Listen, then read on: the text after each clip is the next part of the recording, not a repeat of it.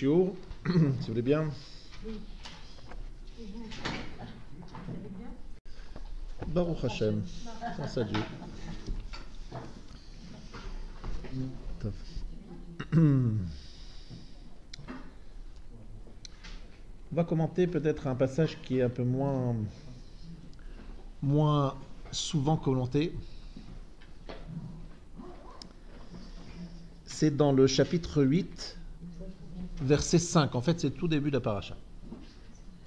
Juste après la menorah, Vaidaber Adonai el Moshe lemor, kach et alviim, mitoch bnei Israël vetiharta otam. Donc prends les Lévi'im du sein des enfants d'Israël et tu les purifieras. Veko ta'ase lahem le taharam, et ainsi tu leur feras pour les purifier. Hazé alehem mechatat, asperge sur eux de l'eau lustrale. Veheviru ta'ar al kol besaram, ils feront passer une lame sur toute leur chair. Vechimtsu bigdeim veteru. En deux mots, il faudra faire la boule à zéro. La boule à zéro, c'est plus aucun poil, plus rien. Velakru par ben bakar minchato soled boulav hashemen ou par sheli ben bakar tikach lechatat. 2 taureaux pour apporter un sacrifice. Ensuite, il fallait prendre ces Lévi'im. Il fallait que les enfants d'Israël mettent leurs mains sur les Lévi'im. Les Lévi'im, en fait, prenaient la place des enfants d'Israël. Il y avait une sorte de délégation. Alors, juste qu'on rappelle un petit peu le contexte pour comprendre de quoi il s'agit. Il y a la faute du veau d'or. Et la faute du veau d'or, c'est une grande catastrophe, mais qu'on a quand même su maîtriser parce que à la faute du veau d'or, tout le monde a fauté, sauf les Béné Lévi, les descendants de Lévi. Aucun membre de cette famille n'a fauté. Mil Hachem Elai, dit Moshe Rabbeinu en descendant la montagne. Tout celui qui est pour Hachem, qui vienne vers moi. Et à ce moment-là, tous les fils de Lévi, descendants de Lévi, arrivent. Aucun n'a fauté. Ils sont restés fidèles. Alors Moshe leur demande de faire un acte de vengeance. Ils vont tuer un certain nombre de personnes au fil de l'épée, ceux qui ont fauté. Et ainsi, les Béné Lévi deviennent les serviteurs dans le temple. Ils vont avoir un service à faire dans le temple, c'est celui en particulier de la chanson, l'orchestre. Effectivement, il y avait des chants lorsqu'on apportait des sacrifices. Et qui faisait fonctionner cette symphonie, les Lévi'im étaient préposés là-dessus. Les grands chanteurs. Alors ici, dans cette paracha, on va les introniser. Et il y a toute une cérémonie d'intronisation. Cette cérémonie est accompagnée donc de sacrifices, comme on vient de dire, d'aspersion d'eau lustrale pour les purifier. S'ils ont touché à mort, il faut asperger de l'eau qui purifie de l'impureté de la mort. Et il fallait également que Aharon les prenne, chacun, et les balance. Tenoufa. Bizarre, hein? Chaque Lévi, Aaron le prenait dans ses bras et le balançait, même s'il avait 40 ans. Allez, tac, tac, tac. Et il devenait Lévi. C'est un moment, donc, une intronisation de la tribu de Lévi. Je passe sur les détails. Il y a beaucoup de détails. Je vous invite à l'étudier, cette partie-là, d'une façon approfondie. Mais surtout, ce que dit la paracha, c'est qu'il y avait normalement les premiers-nés qui devaient avoir ce rôle. C'est les premiers-nés juifs qui devaient être les serviteurs au temple. Mais les Lévi'im ont pris la place des premiers-nés. Pourquoi ? D'abord, pourquoi les premiers-nés ? Alors, les premiers-nés, c'est pas pour rien. Les premiers-nés, c'est parce que ils ont été sauvés cette fameuse nuit du Seder. Ils ne sont pas morts. Ils ont été protégés miraculeusement cette nuit-là. Donc, ils ont une sorte de dette envers Hachem. Les premiers-nés égyptiens sont morts. Eux ne sont pas morts. Donc, les premiers-nés Béné Israël sont censés être totalement dévoués à la cause d'Hachem. Donc, au Beth Amikdash, en train de faire le travail. Malheureusement, il y a la faute du veau d'or. Au moment de la faute du veau d'or, les premiers-nés perdent leur statut. Ils la retrouveront à la fin des temps. En attendant, c'est les Lévi'im, les chanceux, parce qu'ils sont restés fidèles. Mi Lachem Elai, qui est resté fidèle? Il n'y a que. Donc les Lévi'im, ils ont une place tout à fait particulière. Lévi, je vous rappelle, c'est le troisième fils de Yaakov. Yaakov avec Léa. Le troisième fils s'appelle Lévi. Réhouven, Shimon, Lévi. Il a toujours été l'élève fidèle de Yaakov. Il a été très proche de son père Yaakov qui lui a enseigné un certain nombre de règles. En Égypte, ils n'ont pas travaillé. En Égypte, c'était la tribu donc des prêtres. Ils ne devaient pas travailler. Ils ne travaillaient pas. Ils étudiaient la Torah, ils enseignaient. Donc ils ont toujours une place très particulière. Maintenant, ce que je voulais aujourd'hui, vous expliquer, je vais m'expliquer à moi-même, peut-être que vous en parlerez en même temps, c'est un petit peu la dimension du chant. Parce que les Lévim chantent, c'est leur rôle principal. Ce n'était pas seulement des chanteurs, ils portaient aussi le temple, le tabernacle, ils devraient ouvrir et fermer. Mais leur rôle principal, c'était des chanteurs. Parce qu'au moment où on apportait un sacrifice, au moment où on faisait les libations, il fallait qu'il y ait un chant. C'est le fameux chant que l'on dit tous les matins après l'office. Shir Shel Yom. Ah, Yom Yom Rishon Beshabbat, Yom Sheni Beshabbat. Chaque jour, il y a un chant bien précis. Ce chant-là était repris par les Lévi'im. Chaque fois qu'on apportait le sacrifice du matin, le sacrifice du soir, le chant du jour. Toujours le même chant. Yom Rishon, il y a un chant. Yom Sheni, il y a un autre chant. Et Yom Shishi, un autre chant, etc. Chaque jour a son chant bien particulier. Et donc, avec des instruments de musique, un endroit bien particulier, les escaliers. Bref, un grand moment de musique.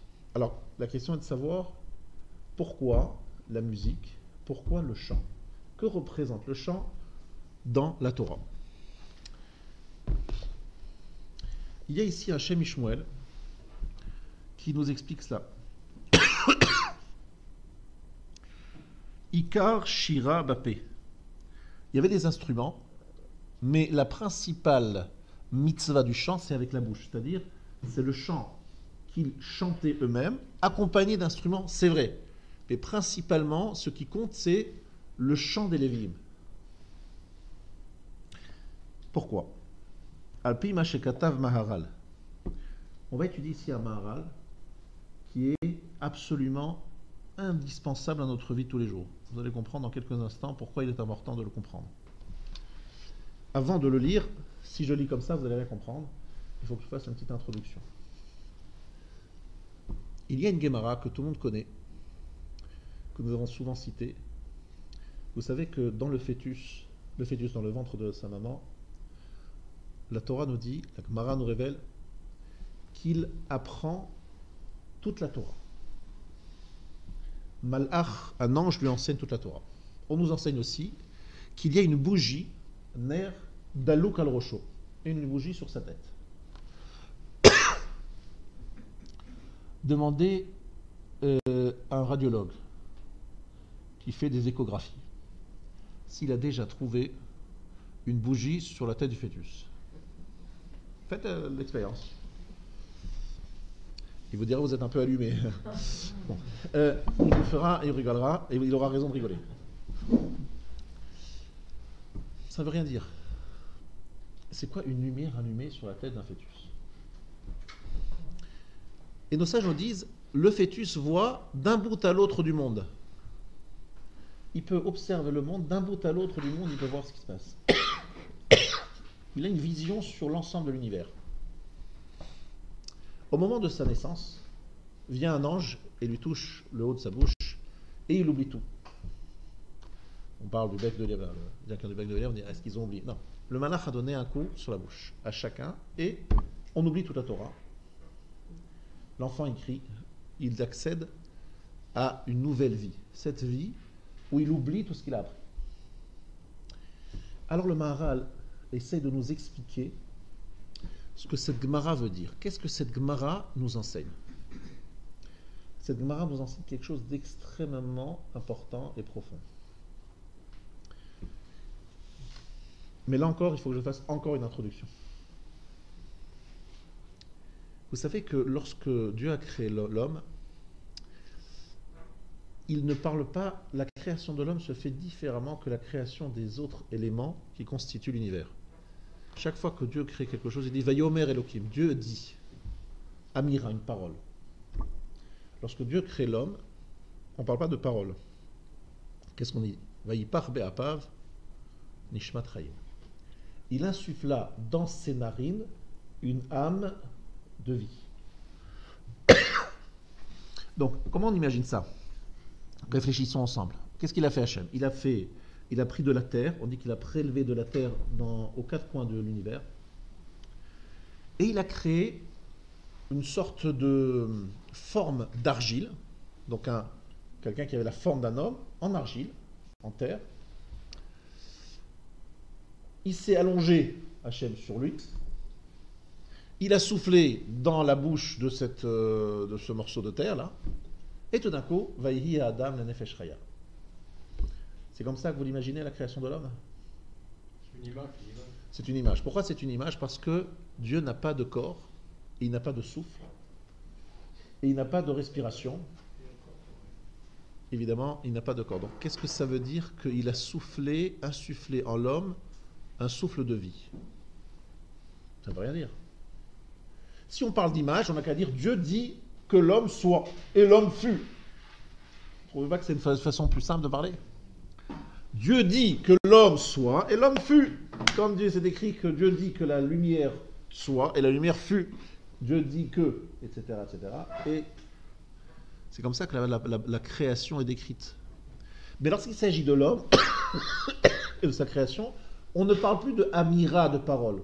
On parle d'insuffler, comme sur un bouche à bouche, d'accord? On voit très bien de quoi, qu'est-ce que c'est un bouche à bouche. Je mets dans le corps de cet homme inerte, inconscient, de la respiration pour qu'il retrouve ses esprits. Alors, imaginons, évidemment, c'est une image, mais elle veut nous dire quoi, cette image? En fait, elle veut nous dire quelque chose de très important. C'est que lorsque je mets mon souffle dans le corps de cet individu, je parle maintenant de la personne qui est inerte, je mets en lui une partie de moi. N'est-ce pas? Je mets mon souffle dans cet homme. On prend cette image pour nous dire que lorsque Dieu a créé l'homme, il n'a pas dit que l'homme soit et l'homme fut. Dieu a pris une partie de lui-même et il l'a mis dans le corps de l'homme. C'est une image qui veut nous décrire que Dieu n'a pas simplement créé un homme. Hop, l'homme fut. Dieu a mis une partie de lui-même. Comme le souffle est une partie de nous-mêmes et que l'on met dans la personne qui est inerte, c'est une image qui veut dire que Dieu a mis une partie de lui-même, dit la Gemara. Man de nafar midile nafar. Celui qui a fait un souffle, qui a insufflé, il le fait de lui-même. C'est une image qui veut nous dire que Dieu a donné à l'homme un souffle divin. Et ce souffle divin donne quoi? Vayhi Adam le Nefesh Chaya.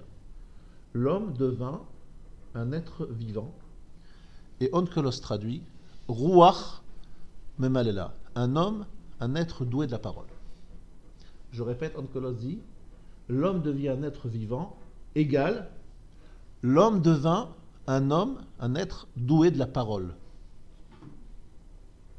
Il est écrit ici que la parole est l'expression de la connexion entre l'âme et le corps.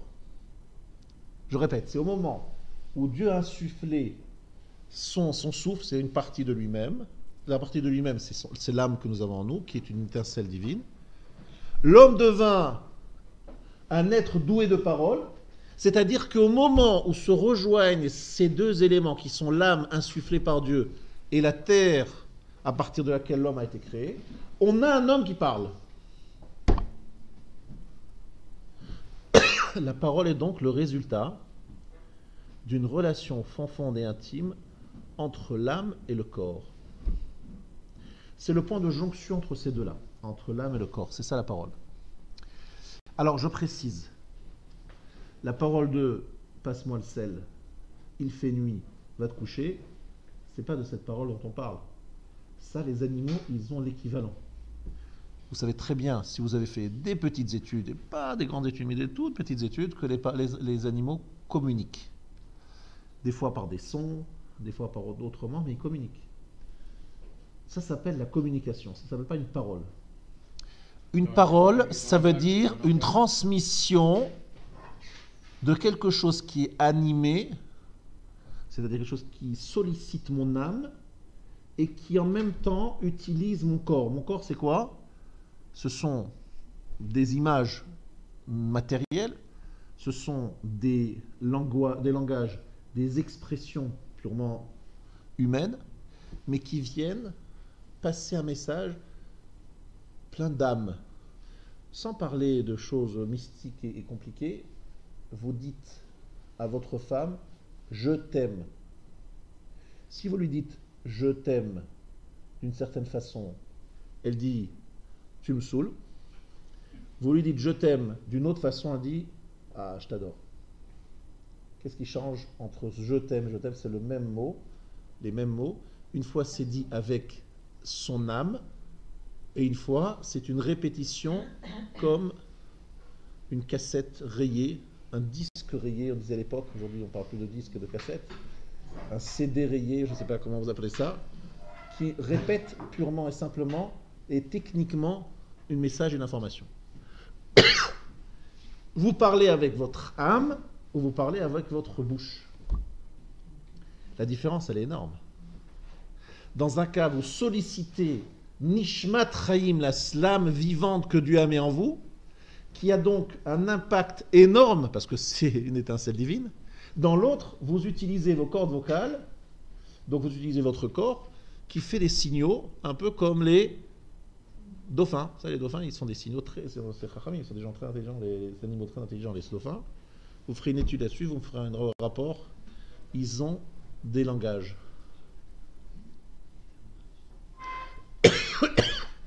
Vous voyez quelqu'un de déprimé. Il a envie de se suicider. Il est en train de prévoir et d'organiser son suicide.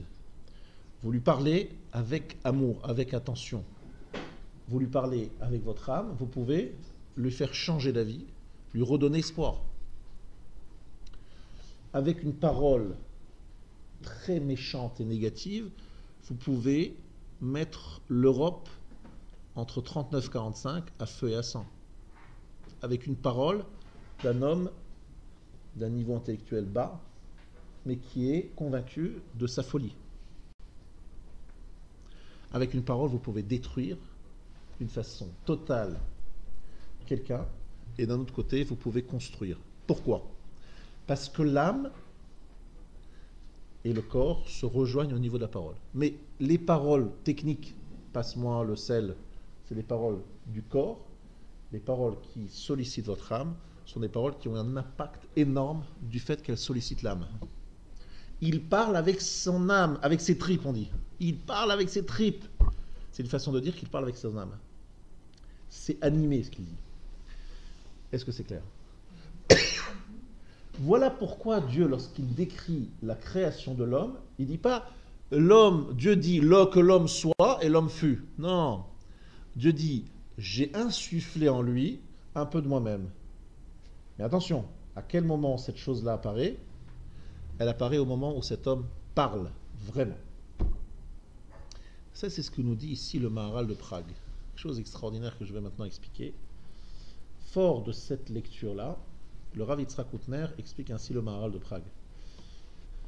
Lorsque nous sommes dans le corps de notre maman, en tant que fœtus, il y a un phénomène qui est le suivant. L'âme et le corps sont séparés. C'est-à-dire séparés, ça veut dire que l'âme voit sans traverser, sans utiliser les 5 sens. Pourquoi ? Elle n'est pas encore rentrée dans le corps. C'est une façon de parler, hein, vous avez compris. Elle n'est pas rentrée dans le corps, c'est qu'elle n'est pas forcée, pour percevoir les choses, de passer par les perceptions corporelles. L'âme du fœtus voit d'un bout à l'autre du monde. On dit ça de Adam Arishon avant la faute. Adam Arishon avant la faute, mi sof haolam ad sofo. Il voyait d'un bout à l'autre du monde. Il n'y avait rien qui le limitait. Et puis il y a eu la faute. Et il y a eu la naissance. Au moment de la naissance, l'âme qui voyait sans limite elle rentre dans le corps.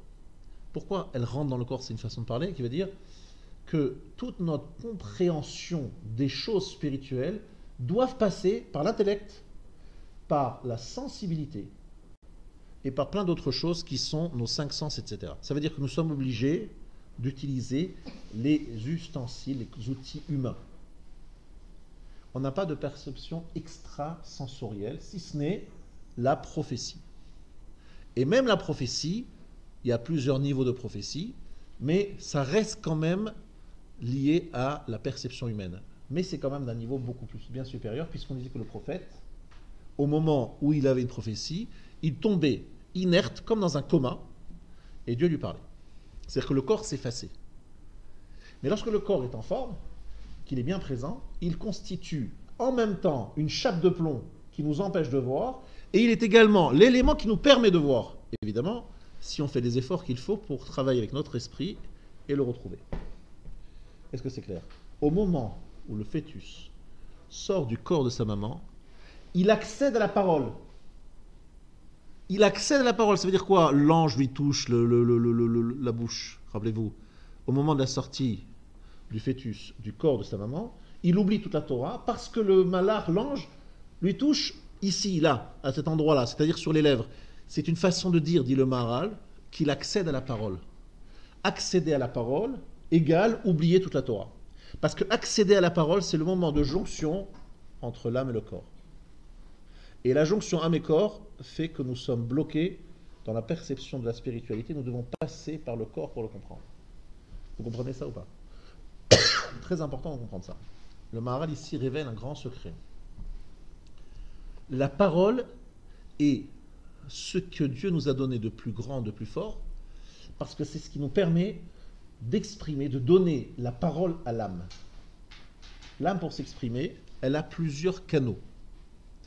Un des canaux, c'est le regard.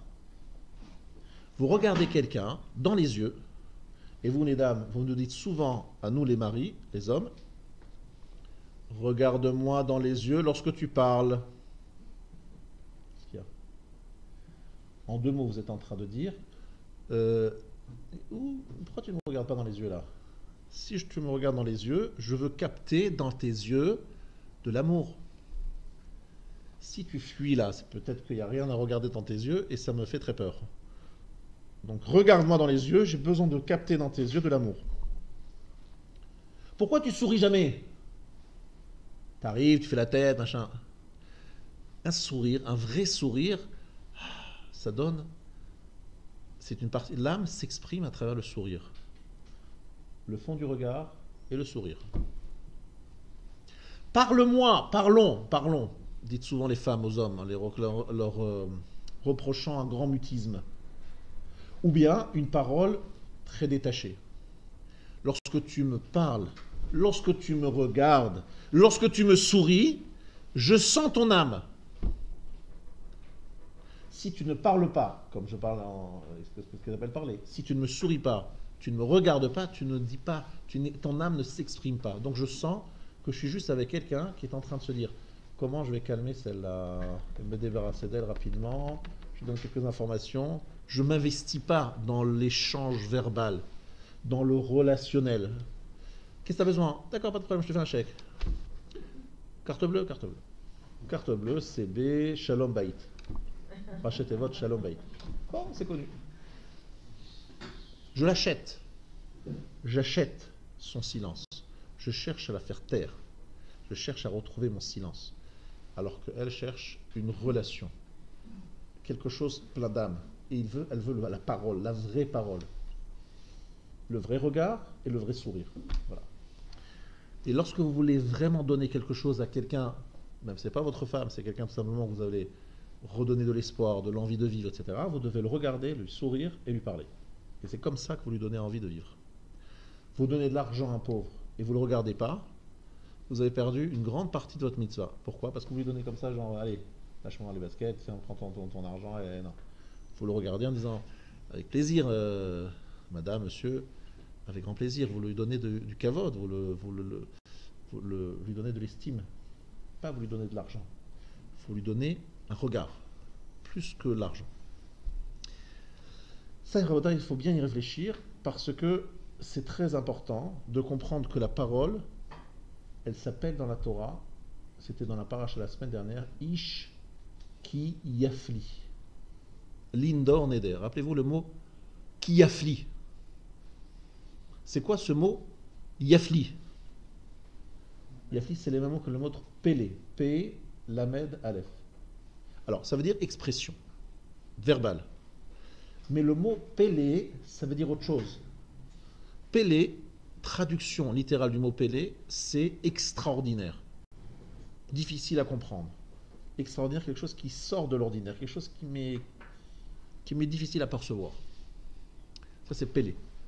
Incroyable, bizarre. À la limite, même bizarre. Osé félé, on dit dans la Shira. Il fait des choses extraordinaires. Qu'est-ce que ça veut dire le mot pélé? Vous dites le matin, les bénédictions du matin. Et dans les bénédictions du matin, il y en a une que l'on dit en sortant des toilettes. On sort des toilettes, on n'est pas vraiment dans un moment d'élévation spirituelle très élevé. Pourtant, on parle là-bas de Kisei Akavod, Galou ilefanech elifnei Kisei Kavodecha, c'est dévoilé devant ton trône céleste, et vous finissez par Rofé Chol Basar ou Mafli la Asot.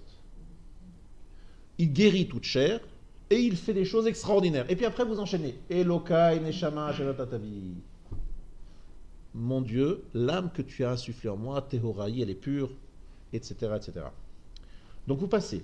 Rofé Chol Bassar. Vous parlez de la chair. Vous arrivez à Mafli la Asot et après Elokai Neshama. Donc vous avez ici trois éléments. Bassar, Mafli la Asot, Elokai Neshama Shenatatavi. C'est quoi ces trois éléments? Bassar, la chair, on sait tout ce que ça veut dire. Tu guéris toute chair, effectivement. On remercie Hachem d'un fonctionnement normal de notre corps, c'est pas évident. Mafli la Asot, c'est quoi ces mots? Mafli la Asot. Le Rama, le fameux auteur du Shulchan Aruch pour les Ashkenazim, qui est associé, je vous le rappelle, au Shulchan Aruch des Sfaradim, Rav Yosef Karo et Rabbi Moshe Isserles, qui ont au départ fait chacun un Shulchan Aruch de leur côté. Donc il a failli avoir deux Shulchan Aruch, le Shulchan Aruch de Rav Yosef Karo, sensibilité séfarade, et le Shulchan Aruch de Rav Moshe Isserles, sensibilité ashkenaz.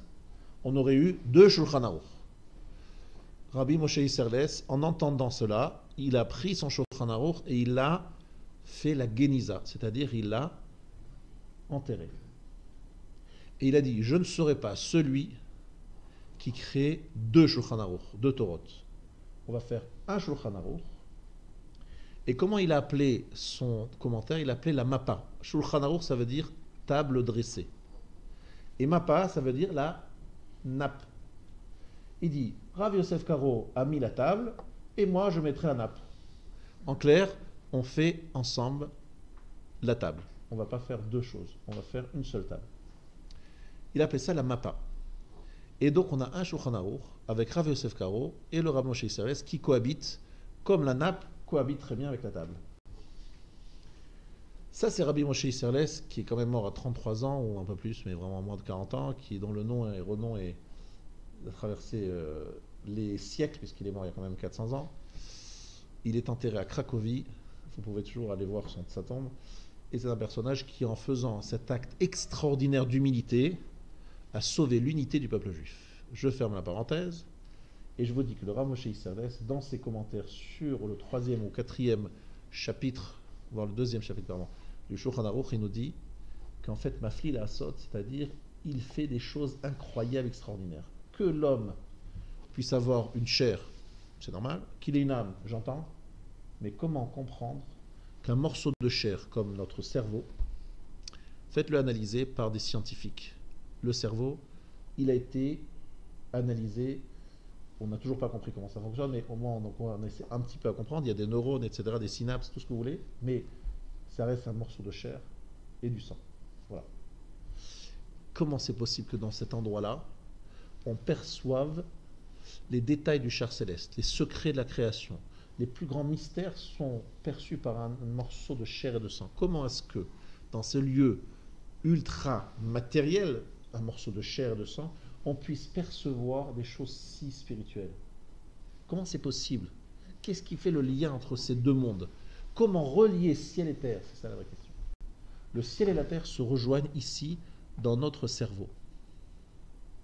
Et ça, c'est la chose la plus extraordinaire qui existe sur terre. Ça s'appelle Mafli la Asot. Il fait des choses incroyables, extraordinaires à Kadosh Baruch Hu. Il relie des choses qui n'ont rien à faire. D'ailleurs, c'est le mot Pélé, qui veut dire extraordinaire, vous le renversez les lettres, ça donne Aleph. Aleph, Pélé. Aleph, c'est un, Chad. C'est l'unité. Et Pélé, c'est la chose extraordinaire. C'est quelque chose qui n'a pas vraiment... On ne peut pas le définir. Si on dit quelque chose d'extraordinaire, c'est que c'est quelque chose qui n'a pas de terme, il n'y a pas de mot pour définir cette chose-là. Rofé chol bassar, il guérit toute chair. On parle de la chair, c'est-à-dire de la partie purement matérielle.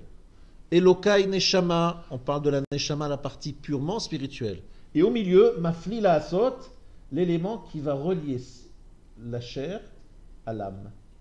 Ce qui fait le lien entre les deux. Et cette chose-là, mafli la asot, c'est le terme utilisé pour définir la parole. Ish ki afli lidon eder, un homme qui exprimera un vœu, qui dira un vœu. Cet homme-là, yafli, il sollicite la chose où justement ciel et terre se rejoignent, spiritualité et matérialité se rejoignent, c'est la parole. Ça, c'est la chose extraordinaire. Tout cela pour vous expliquer une phrase du Maharal de Prague.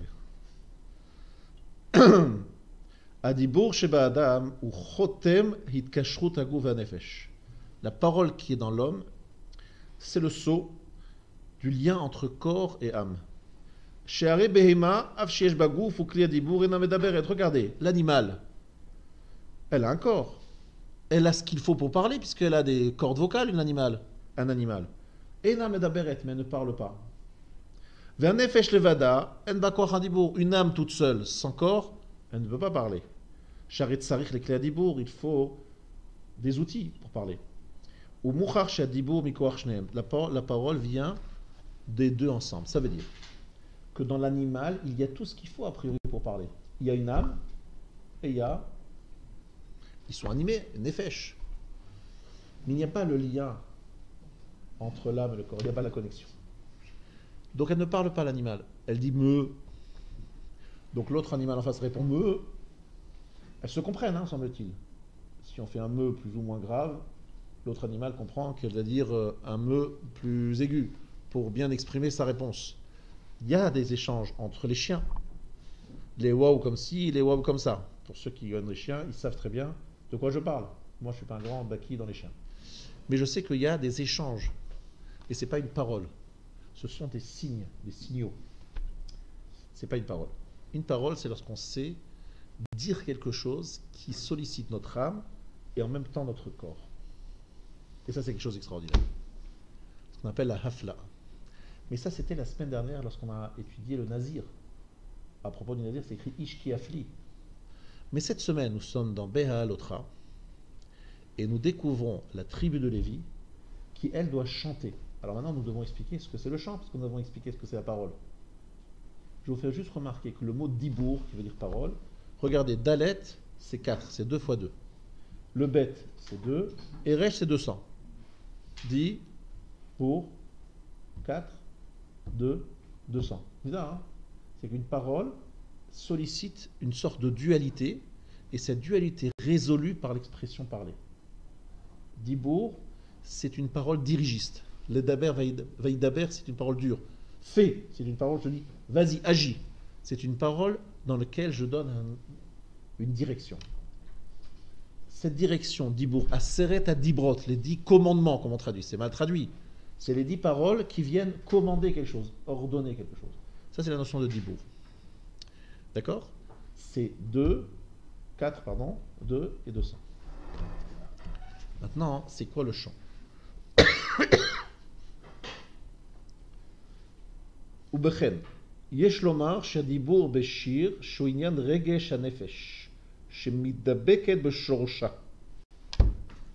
Je suis dans le Shem Ishmuel, là je suis plus dans le Maharal, Le Shem Ishmuel veut parler maintenant du chant. Le chant, c'est quoi par rapport à la parole? Qu'est-ce qu'il y a de plus dans le chant que ce qu'il y a dans la parole? Voilà ce que je voudrais définir, ce qu'il définit ici. Qu'est-ce qu'il y a dans le chant? Il y a l'expression d'une grande sensibilité. Il appelle ça Regesh HaNefesh, la sensibilité de l'âme. L'âme est sensibilisée. C'est quelque chose de très profond en nous qui vibre. Alors écoutez bien. Shemit Dabeket Beshorsha. Elle s'attache à son origine, à sa racine. C'est-à-dire en fait, le vrai chant, c'est un moment. Alors parce qu'on peut chanter d'une façon automatique. Encore une fois, là aussi on peut chanter, fredonner. Il y a plusieurs niveaux de chant. On parle d'un vrai chant. Vous savez un peu ce que je vais vous décrire maintenant. Mon ami, un de mes amis, m'a dit qu'il avait pour hobby, il adorait faire ça, suivre des grands rabbis chassidiques. Les chassidim, ils aiment bien le chant, ils aiment bien chanter. Et ce rabbi, lorsqu'il se déplaçait dans les Alpes et qu'il voyait un très très beau panorama, il avait à ce moment-là un chant qui lui venait parce qu'il était très très touché, très ému par le panorama. Il disait ah, comme elle est grande l'œuvre de Dieu. Il avait à ce moment un moment d'exaltation, d'extase spirituelle. Et à cet instant-là, il sortait un chant qui venait du fond de lui-même, mais qu'il finalement n'avait pas préparé. C'était l'expression de son extase. Et lui, il avait dans sa poche, à l'insu du Rav, un enregistreur pour enregistrer ces moments extraordinaires d'un chant non préparé qui vient du fond de nous-mêmes et qui exprime un moment de grande émotion. Le vrai chant, ça c'est le vrai chant. C'est un moment de sensibilisation, d'émotion dans lequel l'âme sollicite son origine. C'est-à-dire, en fait, c'est comme si on avait à ce moment-là un lien avec le ciel. On faisait descendre ce qu'on appelle le nigun, le chant, la mélodie qui vient d'en haut. C'est-à-dire, vous savez qu'aujourd'hui la musique, elle a plusieurs types de musique. Il y a beaucoup de musiques qui viennent solliciter les choses qui viennent très en bas, qui viennent de très très bas et qui viennent exalter certaines, on va dire, instincts pas très très très, on va dire, recommandables. Bon, ce sont des chants qui permettent des danses, qui permettent d'autres choses. C'est la chanson. Le chant, c'est le poème. Le chant d'un niveau plus noble, c'est celui au contraire, selon le Rav, qui vient solliciter quelque chose qui vient d'en haut. C'est-à-dire un grand moment d'extase spirituelle qui s'exprime à travers un chant. Pour nous, l'exemple du chant, c'est Shira. Az Yashir Moshe Uvnei Israël. Ça, c'est le moment d'extase du peuple juif avec Moshe au moment du passage de la mer. Là, on est dans le top des tops, un moment de grande extase. Et là, il y a un chant. Alors, est-ce que c'est Moshe qui l'aura appris? Est-ce que c'est venu d'eux-mêmes? A priori, c'est Moshe qui a été un grand acteur. Il y a une Gemara dans Sota, page 30. Vous l'étudiez en rentrant chez vous. Rabbi Akiva dit Besha Shalou Israël Minayam Natnu Enehem Lomar Shira. Alors, au moment où les Juifs sont sortis de la mer, ils voulaient chanter. Ils avaient envie de chanter, mais ils ne savaient pas trop quoi. Qu'est-ce qu'on va chanter? Alors, ils ont regardé Moshe. Moshe leur a dit écoutez, je vais dire une phrase et vous allez la compléter ou la répéter, comme on lisait le Hallel à l'époque. Alors, il y a plusieurs avis. Tout le monde est d'accord que c'est Moshe qui a lancé le chant. Alors, soit il leur a appris le chant, soit ils l'ont découvert après par eux-mêmes, ça a ouvert quelque chose en eux, et puis ils ont chanté d'eux-mêmes. Mais en tout cas, ce qui est sûr, c'est que c'est Moshe qui était le grand chef d'orchestre et qui a lancé le chant. Pourquoi Moshe est-il un chanteur? A priori, Moshe n'a pas fait des études de chant. Je vous rappelle que Moshe est Lévi, n'est-ce pas? Moshe est Lévi. Vous n'avez pas oublié de ça. Aaron également. Aaron est Cohen, mais il est aussi de la tribu de Lévi. Sans expliquer les différents avis, parce que bon, c'est purement technique, il faut comprendre que pour arriver à la vraie chanson, le vrai chant, vous savez que dans les grandes, dans tous les grands personnages spirituels ont souvent été des poètes et des grands chanteurs. Je vais expliquer pourquoi. Alors là, ici, on va rentrer dans la profondeur des choses. On a longtemps expliqué la parole, mais le chant, c'est pas de la parole, c'est souvent même sans parole. Il peut y avoir un poème, mais même si c'est un poème, c'est un chant en fait. Mais ce qui compte dans le chant, c'est le nigun, c'est-à-dire l'air qu'il y a derrière. Il y a un air qui dépasse la parole, parce qu'on a bien compris que la shira a dépassé la parole, c'était au-dessus de la parole. On était allé au-delà. Lui, il appelle ça Ruach HaKodesh, une sorte d'inspiration divine, une sorte de captation des choses dans leur niveau le plus élevé et leur traduction à travers le chant. Donc le chant représente quelque chose d'extrêmement fort émotionnellement, mais une émotion spirituelle, pas purement matérielle. Et donc ici, il nous dit la chose suivante. Il y a une carence évidente lorsque quelqu'un est animé de mauvaises midotes, il y a des traits de caractère qui ne sont pas encore ce qu'elles devraient être.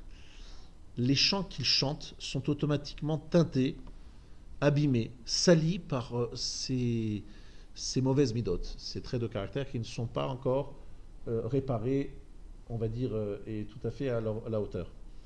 Donc qu'est-ce qu'il faut faire? Et ici, il y a un thème chassidique très intéressant, mais qui n'est pas seulement chassidique, qui est rejoint aussi par la fin de la paracha. Il y a des personnages dont on se rapproche et qui peuvent nous expliquer la notion de chef d'orchestre.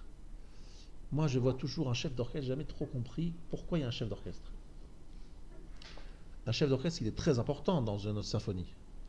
Alors, n'étant pas un grand mélomane, je vous dis la vérité, mais j'ai compris l'importance. Je vois que selon le chef d'orchestre, il y a un résultat très différent. Mais ce qui m'intéresse, moi, c'est de reprendre l'idée du chef d'orchestre. C'est-à-dire, en fait, il y a quelqu'un qui vient inspirer les autres, qui vient organiser l'orchestre. Et en fait, ici, c'est très intéressant. Dans la vie, il faut savoir la chose suivante. Dieu savait que nous n'avons pas, chacun d'entre nous, souvent l'occasion et les moyens de nous rapprocher de Dieu comme il faudrait. Alors que Hachem nous a demandé, il nous a dit, voilà, je sais, vous avez beaucoup de travail, la vie n'est pas simple, vous avez des soucis. C'est pas évident d'arriver à décoller un peu spirituellement parlant. Alors qu'est-ce que Dieu nous a proposé? Il nous a dit, écoutez, dans chaque génération, il y aura des tzadikim, des justes, des personnages qui sortent un peu de l'ordinaire, qui sont un peu au-dessus du lot. Essayez de vous rapprocher d'eux et essayez de prendre un petit peu comme si eux, ils captaient certaines choses. Essayez d'être dans leur entourage, de les voir s'extasier, grandir, s'élever, et inspirez-vous de leur exemple et profitez de leur perception des choses pour vous élever vous-même. Je vous donne un exemple très simple de la fin de la paracha. Au moment où Aaron et Myriam sont en train de parler et de dire du mal de Moshe. Vous vous rappelez, c'est la fin de la paracha. Aaron dit à Myriam, Myriam dit à Aaron pour être précis, je ne comprends pas, j'ai entendu Tzipora, la femme de Moshe, se plaindre que son mari n'avait plus de relation intime avec elle. Donc ils discutent un peu de ça, ils ne trouvent pas ça normal, eux-mêmes sont des prophètes, Aaron et Myriam, pourtant ils continuent à avoir des relations de mariage. Pourquoi est-ce que Moshe s'est-il permis de se séparer de sa femme? C'est là la discussion entre les deux. Et à ce moment-là, Dieu apparaît et il dit une phrase bizarre, il dit « C'est où shlosh techem » et demande à Moshe de se joindre à son frère et sa sœur, comme si leur présence de Moshe était nécessaire ici. Donc ça, je nous explique que Dieu a voulu se révéler à Aaron et Myriam à un niveau supérieur de leur niveau habituel, un niveau de prophétie au-dessus de leur niveau naturel. Qu'est-ce qu'il a dit? Rapprochez-vous de Moshe, parce que moi je vais me révéler à Moshe, et vous allez, par votre proximité, bénéficier de cette révélation auquel il a le droit lui, et vous allez l'avoir par le principe de l'ascenseur spirituel. Vous connaissez le principe de l'ascenseur spirituel? Vous avez un personnage qui monte très vite, et vous êtes en train de monter les escaliers. Sauf que vous avez une tour de 500 000 étages, et il faut monter les escaliers. Alors ça va être très compliqué de les monter. Vous allez vous retrouver là-haut le jour où véritablement on aura déjà dépassé la fin des temps. 6000 ans seront dépassés depuis longtemps. Donc ce qu'on vous propose, c'est de monter dans l'ascenseur. Sauf que l'ascenseur, il n'y a qu'une seule personne qui a la clé ou le code, c'est ce fameux Moshe Rabbeinu. Et il faut rentrer dans l'ascenseur pour pouvoir bénéficier avec lui de cette montée rapide. Donc ici, Aaron et Myriam, ils ne sont pas n'importe qui, sont quand même à un niveau inférieur à Moshe. Et Dieu veut leur révéler quelque chose. Donc il te dit, rapprochez-vous de Moshe, et vous allez bénéficier d'une perception que vous n'aviez pas jusqu'à présent. Vous n'avez pas compris qui était Moshe. Vous allez comprendre qui est Moshe, puis après vous allez redescendre à votre niveau et vous dire, ah oh là là, on a compris. Oh là là. aucun rapport. Nous sommes aucun rapport avec Moshe. Moshe a une vision de Dieu, d'une clarté, d'une proximité telle qui justifie le fait qu'il ne puisse pas avoir des relations sexuelles avec sa femme, parce qu'à tout moment, Dieu peut se révéler à lui, et il se révèle à lui d'une façon éclatante. Nous sommes à un niveau inférieur, donc restons gentils, nous ne parlons pas de Moshe, nous restons à notre place. Moshe, c'est un être exceptionnel. Mais pour leur faire comprendre cela, il leur donne une expérience à travers l'ascenseur spirituel, une expérience Moshe. Et donc ils montent dans l'ascenseur, ils voient une révélation, ils comprennent, et après ils redescendent sur terre, et ils comprennent qu'ils sont très loin d'être à la hauteur de Moshe. Et donc à ce moment-là se révèle quelque chose d'extrêmement intéressant, c'est que si vous voulez des fois prendre un peu de hauteur, il faut se rapprocher de personnages qui nous dépassent, qui sont bien au-dessus de nous, mais qui peuvent nous motiver et créer une émulation positive et nous faire aller beaucoup plus vite que si on n'a pas cette proximité-là. Et vous savez qui a découvert ça? Votre serviteur. Lorsque je me suis rapproché de certains personnages qui étaient très inspirants, j'ai clairement ressenti ce que je suis en train de vous dire. On est tout de suite porté, on fait des choses qu'on n'aurait pas pu faire si on n'était pas en proximité avec ces personnages. Parce qu'ils nous inspirent, ils nous donnent un courage, ils nous montrent l'exemple, et puis ils nous donnent aussi des forces. Et c'est comme ça la vie. Si on veut avancer, il faut choisir un bon entourage qui puisse nous faire l'ascenseur spirituel. Ce que Dieu révèle au Rav, par exemple, lorsqu'on a le Rav et le Talmid, le Rav et l'élève, ce qui est révélé au Rav par son mérite, les élèves peuvent, par proximité avec le Rav, en profiter. Mais pourquoi? Parce que le Rav, il a ce mérite de recevoir et de comprendre certaines choses. À nous de les écouter, d'essayer de comprendre, nous attacher à cela. Éloigné du Rav, on n'a pas ces perceptions-là. On a des livres. Est-ce qu'un livre est-il aussi inspirant qu'un discours? Est-ce qu'un livre est-il aussi inspirant qu'une relation avec une personnalité? Proximité avec personnalité, vous le savez très bien. La proximité avec une personnalité nous donne une élévation qu'un livre ne peut pas nous donner. C'est comme ça, c'est un fait. Et on le sent très bien que des fois il y a des ondes qui passent, il y a quelque chose qui passe, qui vient de l'animation liée aussi à la parole. Une parole, c'est pas que des informations. Une parole, c'est transmettre une vibration. Et ce que fait le chef d'orchestre, c'est une image de ce que Moshe Rabbeinu a su faire avec les Juifs, en disant « Messieurs, nous allons chanter. Je suis le chef d'orchestre, rejoignez-moi, c'est quoi rejoignez-moi? Attachez-vous à moi, et nous allons tous accéder à une perception de Dieu et à un chant très très particulier. Vous ne pouvez pas chanter tout seul. C'est parce que vous vous rapprochez de moi que vous pouvez chanter. Est-ce que c'est clair? Les Lévi'im, ils doivent être balancés par Aaron, littéralement balancés, je sais pas d'autre mot, ça paraît complètement bizarre, et on leur coupait tous les cheveux. Alors il faut savoir que couper tous les cheveux, juste sachez qu'il y a eu une réaction d'une femme qui a vu son mari Lévi rentrer à la maison. Donc juste imaginez-vous, vous êtes madame, vous êtes mariée avec monsieur depuis un certain nombre d'années, et puis il revient après avoir passé par le coup de rasoir, un rasoir très très très effilé, et il n'y a plus un poil sur son corps. Il y a une femme qui s'appelait Madame Korach qui a vu ça, elle est tombée dans les pommes. J'exagère. Elle dit, mais quoi, de quoi tu as l'air? C'est horrible, elle lui a dit. Tu es horrible. Tu n'as même plus de sourcils, plus de cils, plus rien, de rien du tout. Tu es irregardable, c'est insupportable. Il dit, qui t'a fait ça? C'est Moshe Rabbeinu qui a voulu nous introniser dans le rôle de Lévi. J'ai bien compris. Et Aaron, il lui a fait tout ça? Aaron, son frère, il l'a rasé? Il dit non, il n'a pas rasé Aaron.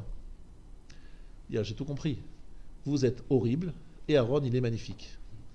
Il a trouvé le bon système pour installer Aaron au poste pro Kohen Gadol, puisque autour de lui, il n'y a que des gens horribles.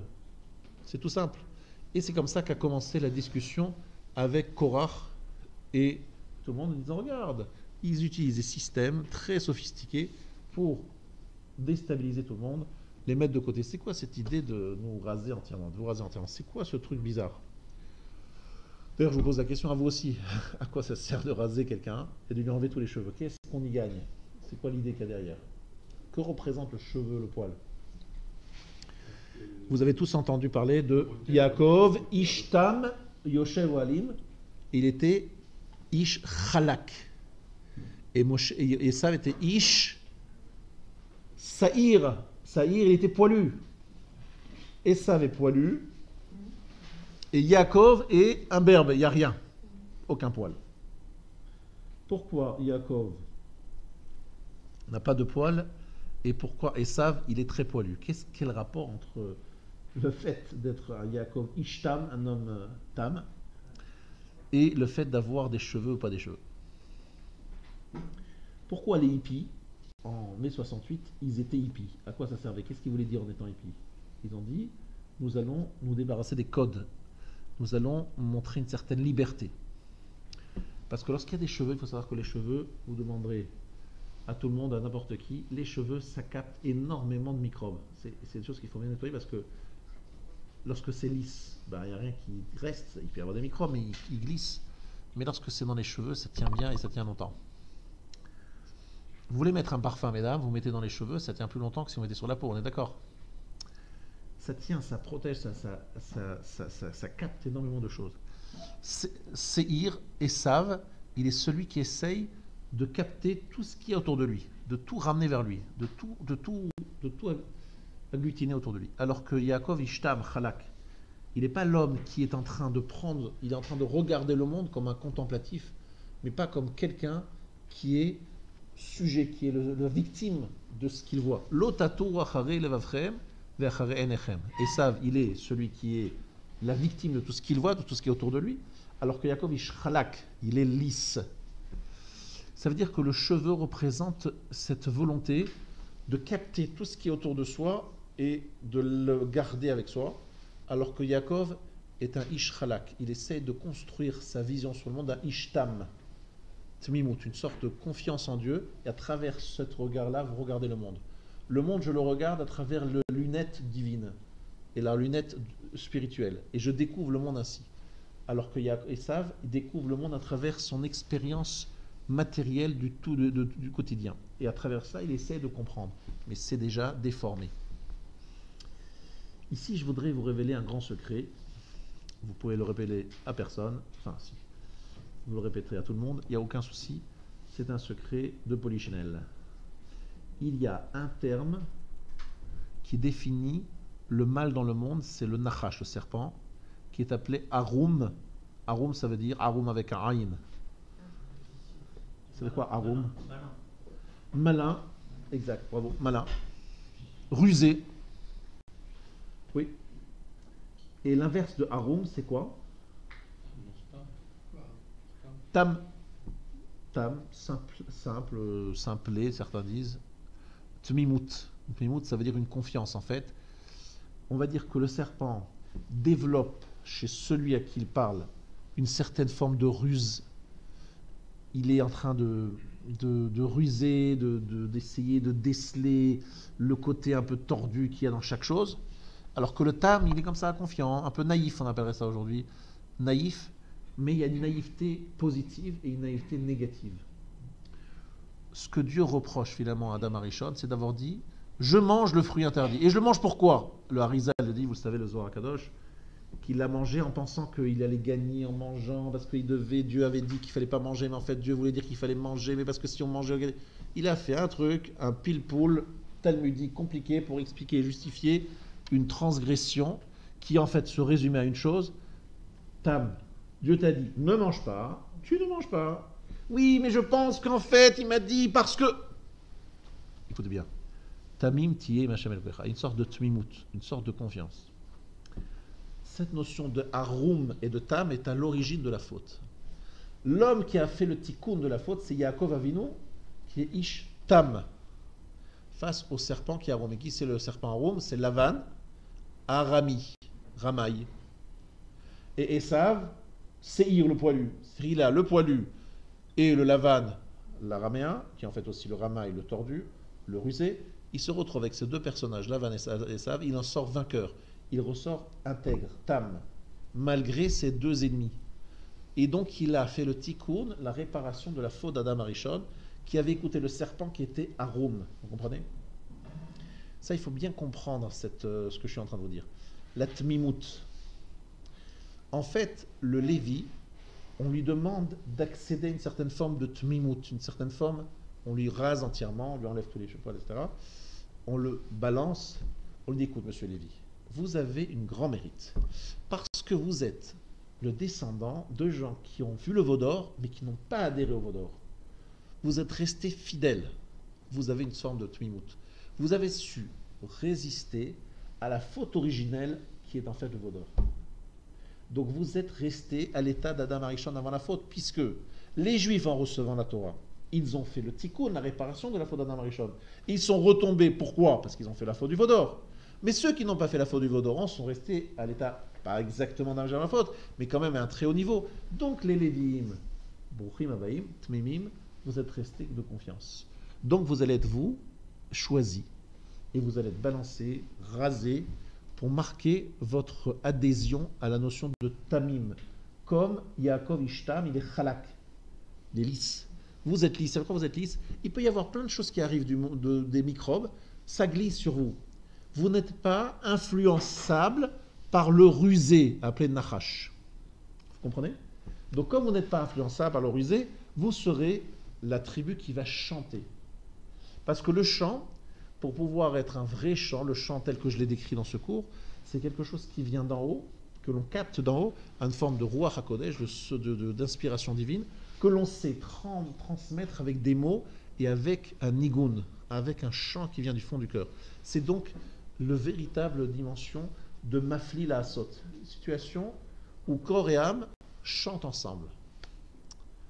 Lorsque le corps parle, c'est une chose, mais lorsqu'on chante, un chant, vous savez, des fois on saute lorsqu'on chante, on danse, et on se soulève, on saute. Pourquoi est-ce qu'on se soulève lorsqu'on danse? Parce que c'est une façon de dire que le chant nous transcende et qu'on veut sortir de l'attirance de ce monde et aller vers un monde meilleur, un monde de spiritualité. C'est ça la notion de la danse. Ça, c'est la notion de la shira. Donc, au moment où on chante, les Égyptiens meurent, le mal disparaît, Adonai Yimloch L'Olam, la royauté divine apparaît. C'est pas? Ça, c'est le chant. Les Lévi'im, ce sont des gens qui ont su garder cette mimoute, cette confiance et cette croyance en Dieu. Maintenant, mesdames et messieurs, est arrivée la fin de mon cours.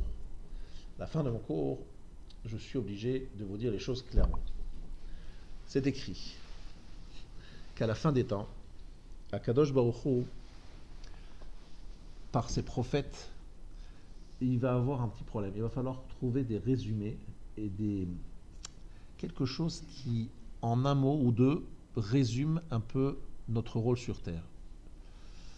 C'est une question qui est posée dans Makot, à la fin de Makot, et on nous dit qu'à la fin des temps, tout tiendra sur un principe. Tzadik be'emunato yichye, un verset dans Habakkuk. Le juste vivra sur sa émouna, dans sa émouna. Aujourd'hui, plus que jamais, le juif doit renforcer sa foi et sa confiance en Dieu.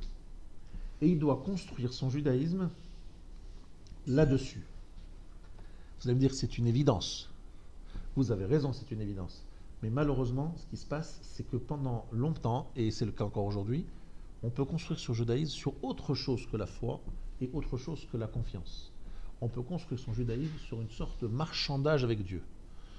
Je fais ça pour avoir le paradis, je fais ça pour avoir une certaine place sur terre, un certain statut social, je fais ça pour avoir de l'argent, pour avoir du kavod, de l'honneur, je fais ça pour X milliers de raisons. Et on nous dit, monsieur, dans la fin des temps, il y aura une grande épreuve. Mil Hashem Elai, qui a confiance en moi? Qui est Neeman et qui est Ma'amin? Qui est croyant? Mais le vrai croyant, pas celui qui met les tefilines et qui fait Shabbat. C'est pas toujours un signe de croyance. La croyance se fait au moment où il y a une épreuve.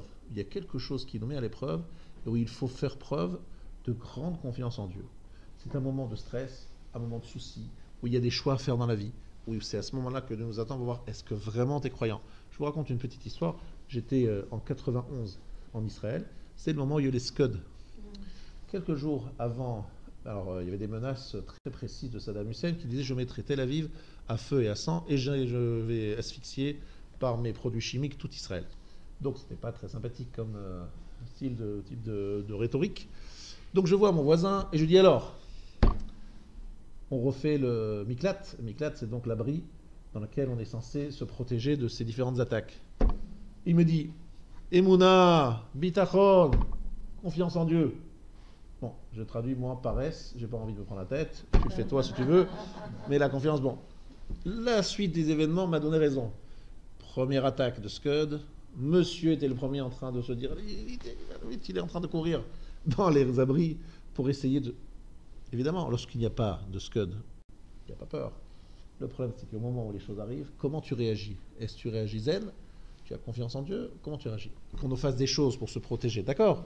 Mais dans quel état d'esprit? Donc, je voudrais vous dire quelque chose. Dire j'ai confiance en Dieu, c'est facile. Le problème, c'est de pouvoir le dire lorsqu'on est dans un moment de grande épreuve et de difficulté. La paracha de Béalotra est en fait une paracha qui a un sous-titre. Ce sous-titre, c'est en fait une cassure dans la confiance qu'ont le peuple juif en Moshe. C'est ça le problème. À la fin de la paracha, on est vraiment déçu, triste d'un Moshe qui dit j'en peux plus, je sais plus quoi faire, il me faut des gens pour m'aider. Je dis mais attendez, mais c'est quoi cette histoire? Il baisse les bras, il dit bon, c'est vraiment très désolant cette histoire. Puis à la fin, on le critique, c'est pour son propre frère et sa sœur qui le critiquent. Ça se termine Béalotra par quelque chose d'un peu angoissant et un peu drasra. Pourquoi? Parce que Moshe, tant qu'il est là, qu'il a la confiance de son peuple, Moshe est fort et le peuple est fort. Comme les Lévi'im qui ne quittent pas Moshe, qui sont des Tmimim. Le jour où on doute de Moshe, et pourquoi est-ce qu'on va douter de Moshe? Parce qu'il y a deux personnages qui s'appelaient Eldad et Médad, qui sont les demi-frères de Moshe, oui mesdames et messieurs, descendants de Yocheved, d'un autre homme. Donc Eldad et Médad sont les deux frères de Moshe qui prophétisent et qui disent Moshe met Yehoshua Machnis, Moshe va mourir. Ils disent nous avons une prophétie, Moshe va mourir. Dans le désert, il ne rentrera pas en Eretz Israël.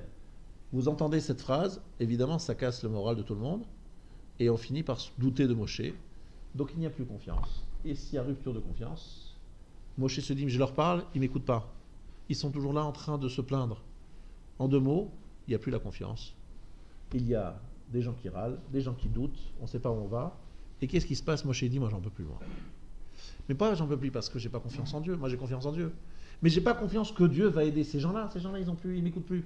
Je suis le rave, je leur enseigne, ils m'écoutent pas. Je suis à des milliers d'années-lumière. Je peux les aider que s'il y a entre nous un vrai lien. À quel moment ce lien était le plus fort? Je vous pose la question. Et je vous réponds. Moshe, il a dit à Kadosh Baruch Hu, si tu effaces ce peuple après la faute du veau d'or, tu m'effaceras de ton livre. En deux mots, mon sort est lié à leur sort. Réfléchis bien à ce que tu fais. Tu détruis les peuples juifs. Moi, je suis pour eux, je suis là pour eux. Donc c'est un vrai dévouement d'un dirigeant pour son peuple. À quel moment les Juifs ont été à ce niveau-là? Lorsqu'ils sont rentrés dans la mer. La mer n'était pas ouverte. Moshe leur a dit, allez-y. Et ils y sont allés. On leur a demandé, interview CNN, en pleine mer. Monsieur, dites-nous, vous êtes en train de vous noyer, qu'est-ce que vous pensez de ce que vous a dit Moshe? Même si Moshe nous dit d'aller dans la mer et de nous noyer, nous n'avons que la parole du fils d'Amram.